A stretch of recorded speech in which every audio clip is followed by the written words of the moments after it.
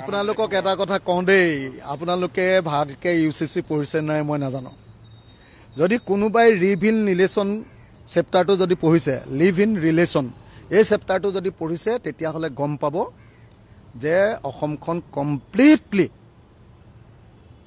Police ৰাষ্ট্ৰত পৰিণত কৰি পেলাব খোজা হৈছে। কৈছে যে কোনোবা ল'ৰা বা ছোৱালীয়ে যদি কাৰোবাৰ ঘৰত থাকে একেলগে, চাৰ্টিফিকেট ল'ব লাগিব এমাহৰ ভিতৰত। হা, যদি নলয় 10,000 টকাৰ ফাইন নে 10,000 টকাৰ ফাইন। হা, আৰু 1 মাহৰ ভিতৰত, তাৰপিছত নেক্সট 1 মাহৰ ভিতৰত যদি নলয়, তেতিয়াহ'লে 3 মাহৰ জেল। জেলটো জেলে, সেইটো বাদেই দিয়ক। মোৰ ব্যক্তিগত কথা এটা কাৰোবাক জনাম নে নজনাম, তাৰ কাৰণে জেল দিব লাগিব। হা, এইটো হ'ল একদম পৃথিৱীৰ আটাইতকৈ ব্যক্তিগত প্ৰাইভেচি ভংগ কৰাৰ আটাইতকৈ ডাঙৰ, পৃথিৱীৰ আটাইতকৈ ভয়ানক বিলখন। 1 নম্বৰ। 2 নম্বৰ, তাতকৈ ডাঙৰ কথা, এই যে কোনোবা ল'ৰা আৰু কোনোবা এজনী ছোৱালীয়ে একেলগতে যে লগ হ'ব, একেটা ঘৰতে যে থাকিব, সেইটো কথা চাব ৰেজিষ্ট্ৰাৰক জনাব লাগিব। আৰু চাব ৰেজিষ্ট্ৰাৰে সেইটো ৰাজহুৱা কৰি দিব। পৃথিৱীৰ চব মানুহে কোনে কাৰ লগত আছে সেইটো চাব পাৰিব। মোক এটা কথা কওকচোন, দুজন মানুহৰ ব্যক্তিগত সম্পৰ্কটো ৰাষ্ট্ৰই জানিবই বিচাৰিব নালাগে। হা, জানিব বিচৰাৰ পাছত কৈছে যে সেইটো 1 নম্বৰ কথা, একদম চাইনবোৰ্ড কি কয় হেৰিয়াত সকলো মানুহে পাব পৰাকৈ পাব্লিক ডমেইনত থাকিব লাগিব। 1। 2 নম্বৰ কৈছে যে তাৰ কপি ৰেজিষ্টাৰ অফিচত থাকিলেই নহ'ব, থানালৈও পঠিয়াই দিব, থানাৰ ওচৰতো থাকিব। আৰু 3 নম্বৰ কৈছে যে যোনে বিচাৰে তাৰ কপি সিয়ে পাব।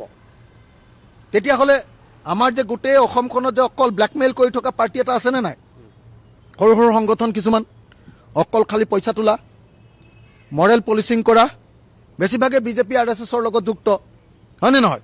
সেই গোটেই কালৰ কাৰণে গোটেই আমাৰ ল'ৰা আৰু ছোৱালীৰ মাজৰ যিটো সম্পৰ্ক, পবিত্ৰ সম্পৰ্ক, এই সম্পৰ্কটো এটা জঘন্য ব্লেকমেইলিঙৰ কাৰবাৰত পৰিণত হ'ব।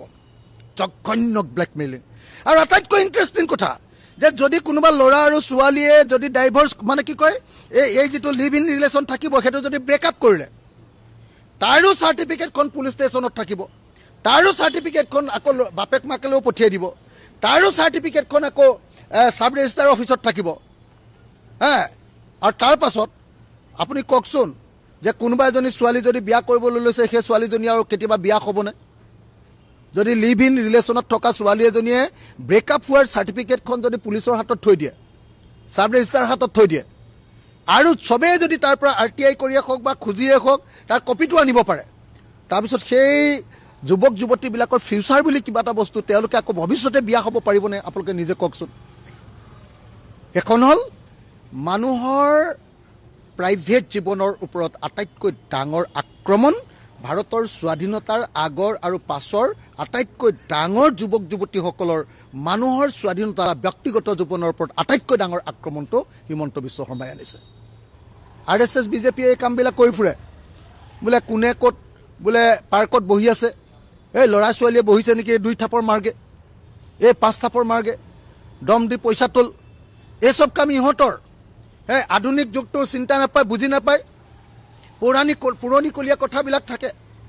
আজিকালি ল'ৰা ছোৱালীয়ে এনেকুৱা যে মেৰেজ সম্পৰ্ক, দুজনৰ মাজত যৌন সম্পৰ্ক নহয়, একেটা ক্লাছত পঢ়ে, একেটা ঘৰতে থাকে, কিন্তু বন্ধু, তেওঁলোকৰ মাজত কোনো ধৰণৰ যৌন সম্পৰ্ক নাই, তেওঁলোকে কোনো ফেমিলি ৰিলেশ্যনত নাথাকে, বিয়া পাতি নাথাকে। যুগ এনেকুৱা পৰ্যায়লৈ আহিলে। আৰু হিমন্ত বিশ্ব শৰ্মাই আমাক ইয়াত কৈছে যে অসমলৈ অহা এজন মানুহ যদি এবছৰো হয়, তেওঁ চাৰ্টিফিকেট ল'ব লাগিব, এবছৰো যদি হয়। আৰু অসমৰ ল'ৰাকেইটা যে দিল্লীত থাকিব, ছোৱালীকেইজনী যে দিল্লীত থাকিব, সিহঁতেও চাৰ্টিফিকেট ল'ব লাগিব। কি মানধাতা যুগৰ অসম বনাব খুজিছে আপোনালোকে নিজে ভাবি লওক। এখন পশ্চাদগামী মানধাতা যুগৰ অসম বনাব খুজিছে। প্ৰত্যেকটো ডেকা ল'ৰা ছোৱালীক ব্লেকমেইল কৰিব খুজিছে। প্ৰত্যেকজন যুৱক যুৱতীৰ কেৰিয়াৰ ধ্বংস কৰি দিব খুজিছে।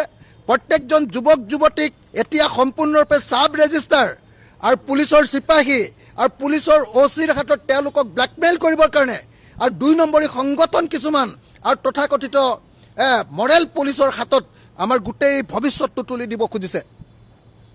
এইটো বহুত ভয়ানক। মই কালি ৰাতিহে গোটেইখন পঢ়িলোঁ।